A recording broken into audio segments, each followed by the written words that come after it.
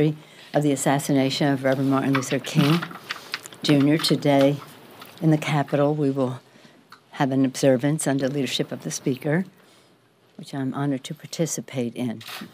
I'm reminded in the course of the debate on the tax bill and on the budget and now the so-called balanced budget amendment of Reverend King's words, God never intended for any group of people to live in superfluous, inordinate wealth while others live in abject, deadening poverty.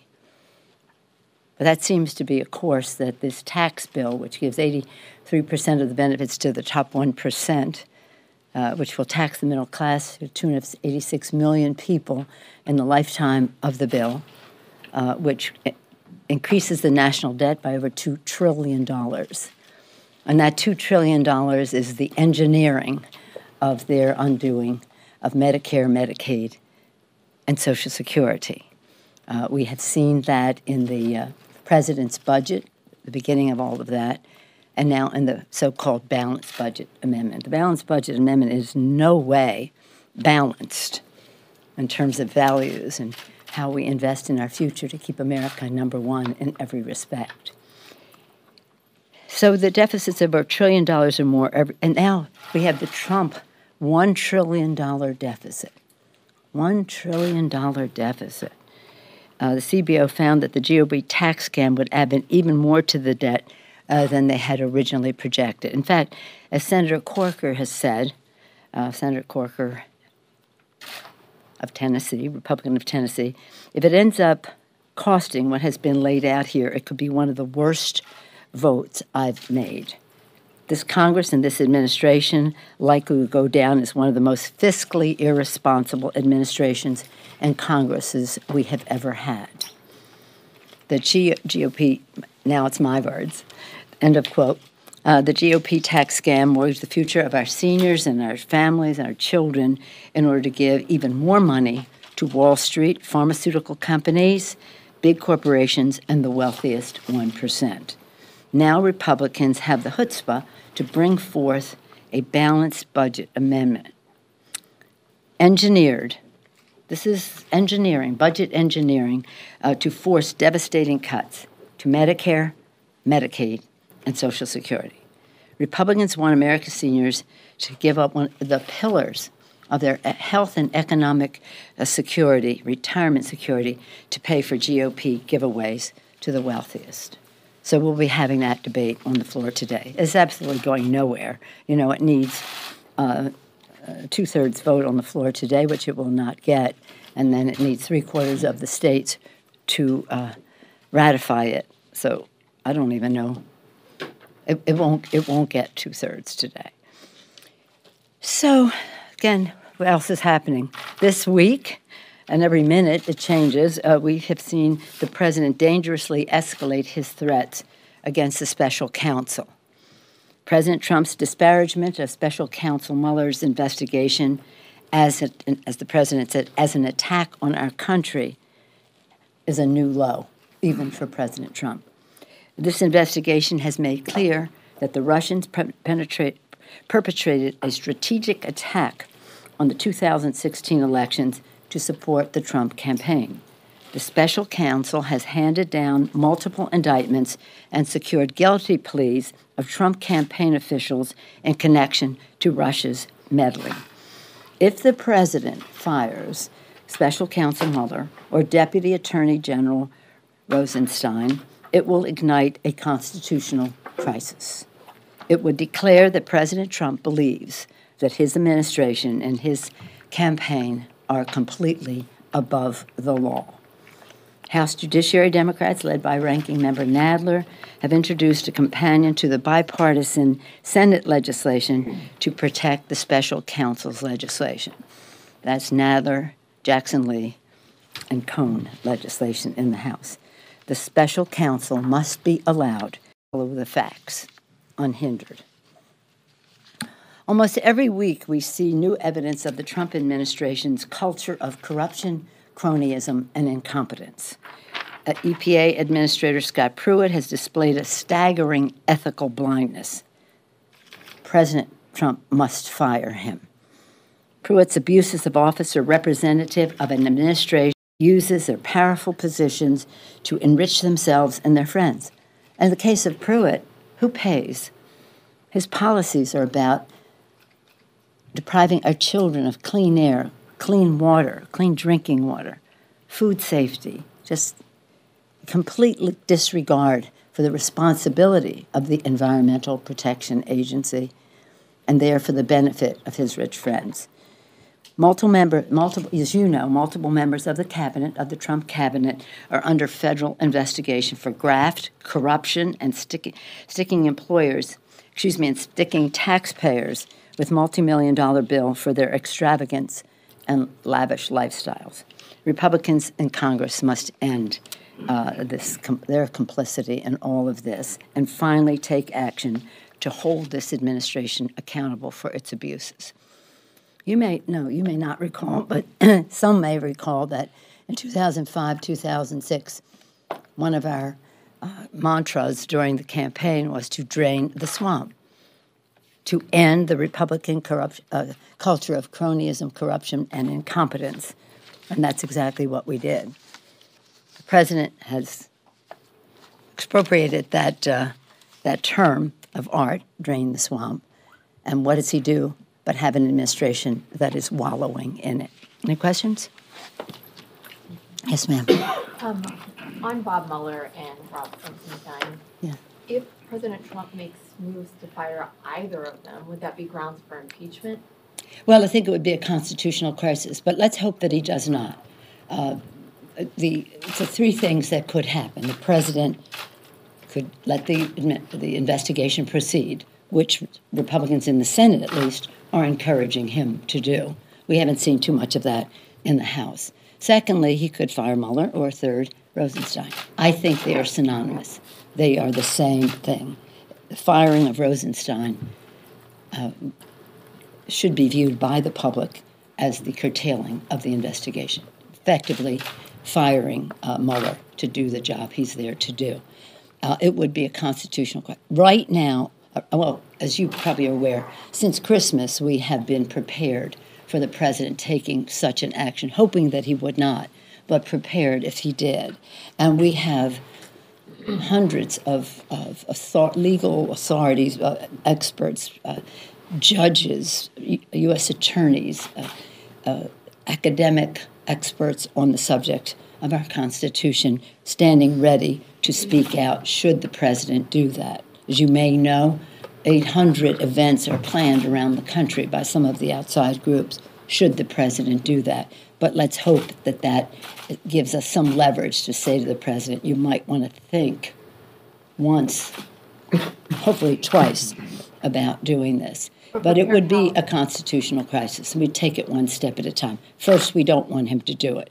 Then we have the bill that I mentioned, the Nadler in the House, Grassley, maybe Feinstein in the Senate if they work out their legislation, that says three things. One, that it restates the status of the special counsel. The special counsel cannot be fired without cause. If the special counsel is fired, he or she, this is as we go forward, he or she would have the 10 days of judicial review for judges to review what that cause was and if it was just. And then third, preservation of the documents. If they went down this path, we want a preservation of all of the documents that Mueller has. Hopefully, the Senate, I believe they had bipartisanship in the Senate. We have a similar bill in the House.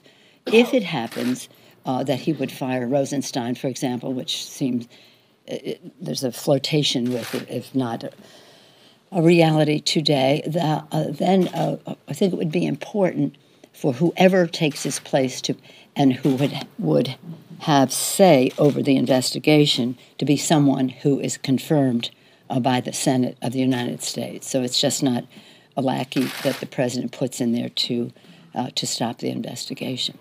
But both, if they are synonymous, that it is a constitutional crisis, either one. Will we see your party do anything specifically when and if that happens? Well, we are taking it, first of all, for the good of our country.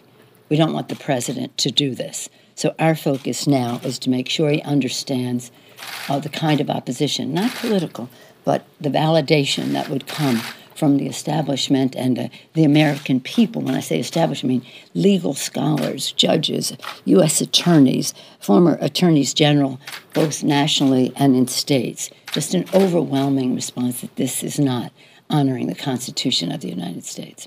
So we'll take it one step at a time. Yes, ma'am. On the Senate side, we're seeing Republicans are more interested in supporting the bills to protect Mueller. Are you seeing anything from House Republicans that they're more interested, especially with the news that Speaker Ryan is retiring this year?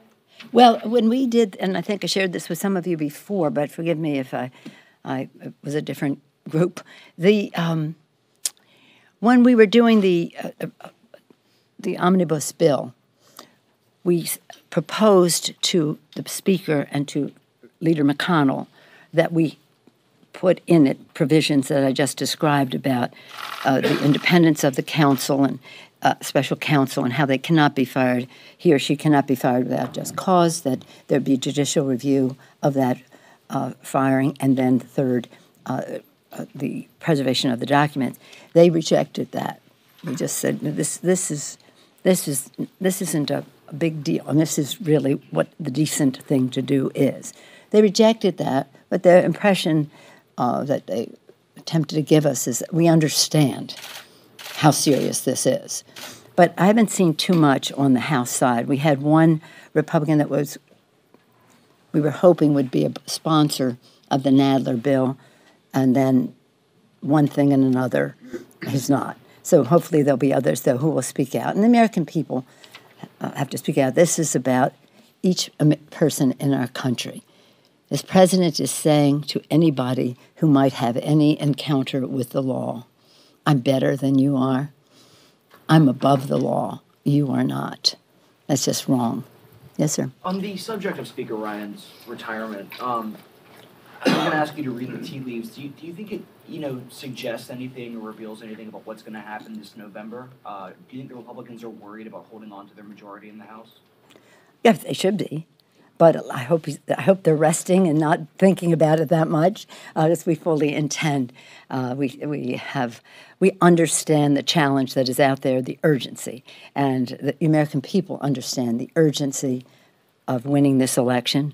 They're willing to take responsibility to do it in record numbers in terms of mobilizations and marches and the rest, and the courage to run for office. Women have marched and now they're running, and so the mobilization, the volunteerism, the candidates willing to run, we feel very confident. When a president is below 50% 1 year before the election, that means he gets the retirements, we get the A team. That this president 1 year before the election was under 40 really means it's going to be a very good year for us. But we put one good day in front of another, one good week in front of another, and just so you know, it's 28 Tuesdays until the election. Madam Leader. Yes, ma'am.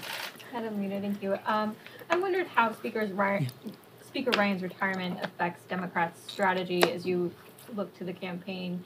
Do you think it'll affect fundraising or messaging at all? No. No, I mean, we have our plan. We have a great chairman, Ben Ray Lujan, Congressman Ben Ray, our chairman from New Mexico. He has a plan. And from the start, he has guided us. We have a vision of victory. We have a vision. We have a plan. We intend to win. A vision without a plan is a fantasy. A vision with a plan is a victory. And we have the 3 M's, which hold up the platform. The 3 M's: message, mobilization, money.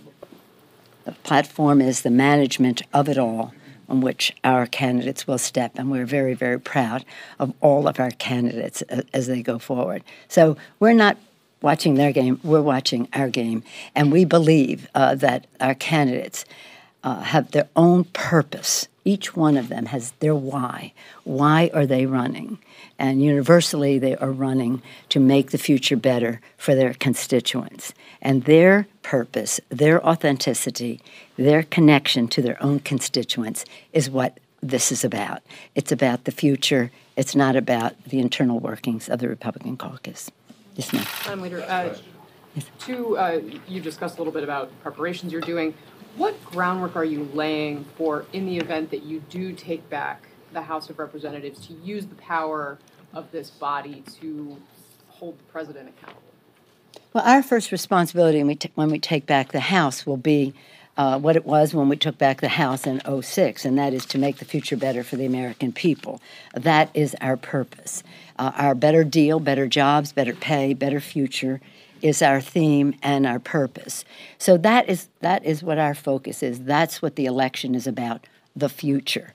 There are 28 Tuesdays between now and the election, much less But January. A lot of your voters are demanding that you check the president. I mean, the base of the Democratic Party is... Well, the base is, but in the districts where we are running, there's concern. We have a responsibility to protect. We take an oath to protect and defend the Constitution, and that is our responsibility, and we honor it.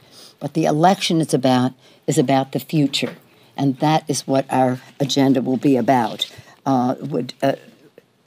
Well, the fact that Congress, the House at least, and hopefully the Senate will be in the hands of the Democrat, be a check on the president, his behavior and his attitude and his disrespect for the Constitution, hopefully so. But our purpose in winning is about the financial stability of America's working families. And that's it. Thank you. On Syria, will you answer on Syria whether they need U.S. Do they need to Our come? members believe, as do I, that we need a new AUMF. Right, that's what I wanted to ask you, please. We had a meeting yesterday on some of these subjects, and of course the president says, maybe I will, maybe I won't. I'll let you know in 24 hours, 48 hours. Let me take offense at the president having our distinguished stars and stripes around the table, our leaders of our military around the table, and he took the occasion to use most of the time with the press to talk about what happened with his lawyer. I mean, really, this is the oath we take to protect and defend, our first responsibility. Now, up to a certain point, as what he did last year was proportionate. They went in the spring, they made a hit on a Russian facility, it was proportional. It's anything beyond that, he will need a new authorization for the use of military force. President Obama sent one over. You know, an AUMF has three features. One is how long it will last. Secondly, what geography it will cover. And third, in no particular order, the scope. Is it boots on the ground? What is the scope of the AUMF?